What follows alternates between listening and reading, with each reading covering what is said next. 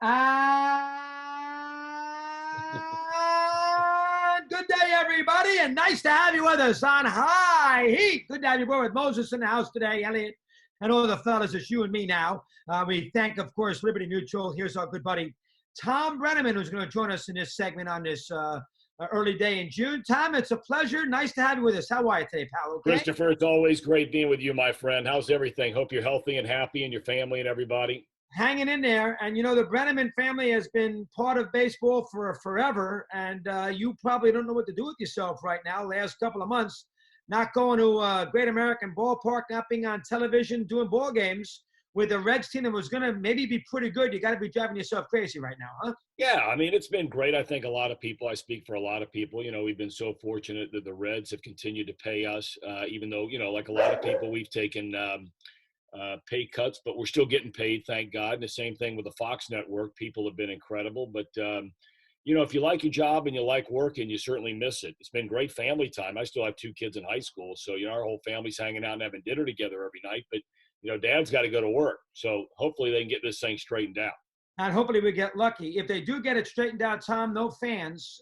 You're an announcer who loves the energy of a ballpark, whether it's a Pujols on the road in Houston or it's Jeter's flip play, 2 games that you called out in Oakland. You're not going to have that juice when you have a season. And maybe the same thing goes for football when you do football games too. So how do you think you will adapt to that as a play-by-play guy? Let me hear. That's a good question, Bruce. I don't know, because you're right. For whatever reason, and everybody's different. I've just always been a very emotional, passionate kind of a guy up there in the booth and really getting into the game. And some people like it, some people don't. But I like some people just feed off the crowd, and it will be an adjustment. And the big question becomes, from what I understand, with baseball anyway, local baseball and doing the Reds games, is that if we have a season, that we would be, announcing games when the team is at home from the ballpark, but there's a possibility that we could be announcing games off of a monitor when the team goes on the road from some studio in Cincinnati. My understanding is we would not be traveling at all, at least the way it stands right now. So it would be a big adjustment. But you got to do what you got to do if you want to keep working.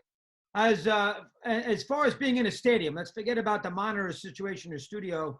Is crowd noise more important for a game during football, which you may not have fans there beginning of the year in the NFL, or is it more important in baseball? What do you think? I think far more in football because, you get to a point, there are very few situations outside of a 3-2 count, maybe bases loaded, 3-1 count, bases loaded, where the crowd, the home crowd can really start to stir things up. I mean, sometimes, we've seen in the past where a pitcher of the home team gets 2 strikes on a batter, especially in the postseason, crowd starts getting juiced up.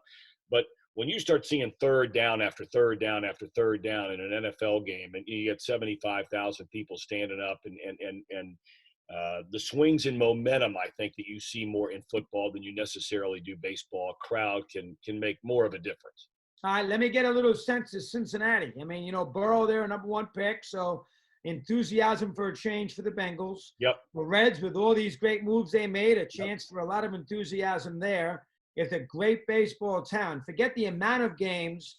Do you think without fans in the stands that people in Cincinnati will be so juiced up to watch that they will jump right back to their television sets and radios and all those things once we do have a season? What do you think? I do if we play this year. I don't if we're talking about this season being canceled and looking ahead to 2021. I have said since the day this thing started, and it doesn't make me right, doesn't make me wrong, doesn't make me smarter than anybody, that's for sure, because Lord knows I'm not. But I am fully convinced if they can't play this baseball season because of the coronavirus, that's a whole different animal. Or some of the arteries off of the coronavirus, if you will. Right. If they don't play this season because of money, when 40 million people in this country are out of work, so many others have taken pay cuts. I mean, even guys that have a lot of money, guys live in your neighborhood, my neighborhood, that started their own business 15, 20 years ago, that are staring down the barrel of that thing being gone all of a sudden, literally overnight with a shutdown of the country. If baseball cannot get this straightened out because of money, I will be surprised if anybody comes back to this game again. Yeah, I mean, it would be the ultimate suicide for a sport that's already having some problems and some major issues trying to appeal to young people. You all of a sudden go from October of 2019 to conceivably not showing up again until spring training of 2021. Brother, you are off the radar, and you've ticked a lot of people off. I don't know if you agree with me or not. No, I mean, I do think it's very, very important that they play. And I'd like to have at least a half a season. We'll have to wait and see on that. Yeah. It doesn't sound like that. I don't know. Who knows? But it's Yeah. too early yet. But I do think it's important to put some sort of product on the field. Yes. The NBA and the NHL are going to do it. So, Yeah. I mean, I think it's important. How about the Reds team? Let's look at the team for a second. If in fact we do play in a shorter season, I think it helps the Reds in a certain degree. They got some pitching. Maybe their depth over 162 could hurt them, or it won't be quite as big a deal over a shorter campaign. What is your take on how a shorter season helps or hinders the Reds of being a postseason team? Well, I got to be honest with you, Chris. I mean, I think they were in good shape either way. I mean, they have assembled potentially a really good team, and they have assembled an outstanding pitching staff. You would be hard-pressed to find another rotation, maybe outside of Houston, and that's a maybe now with Cole gone, but you would be hard-pressed to find a better starting rotation than the Reds have, at least on paper. I get it. Down in the bullpen, they have some incredible arms. They're young.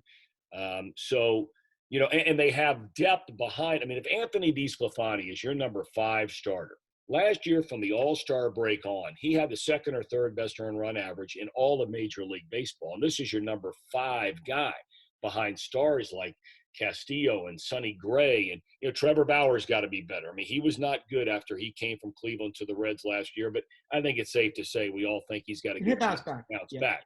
The Reds have been one of those teams, as you know, Roos, that they have really tried to put a good team on the field this year. They have spent a ton of money. They have spent more money collectively during this offseason on free agent players than the franchise had spent in the history of the franchise. And it's the oldest franchise in baseball, 151 years. So the town was fired up. I think they're still excited. And if we can get back on the field, I think the Reds would be in very good position on multiple levels. Offensively, they have great depth, especially in the outfield. It's a good-looking team. How's your dad doing here on this first season of not working? Now, as it turns out, he wasn't going to be working anyway. But how's your dad doing in his first 5 or 6 months of retirement? Yeah, curse of Marty Brennaman, right? We can't play Reds baseball without him in the booth. He's doing great. He was here during the whole virus shutdown, his age and so forth, and Ohio. We were pretty firm there for a long time, and now things have really started to open up. And so he went down to Florida for a few days, and he'll be right back here. And so he's a Cincinnati guy now. He likes being here a lot, and so we look forward to having him back in town. But he's doing great. Thanks for asking. You got it, Tommy. We hope we have baseball back in town. So always a pleasure. We'll see you back behind a microphone, hopefully not before too long. Keep up the good work. Appreciate you coming on here today. God bless, my friend. Be well, Chris. You got it, Thom Brennaman. Great to have him with us on this little segment of High Heat. Moses, of course, well done. Liberty Mutual. We'll see you down the road. Adios on this early June day.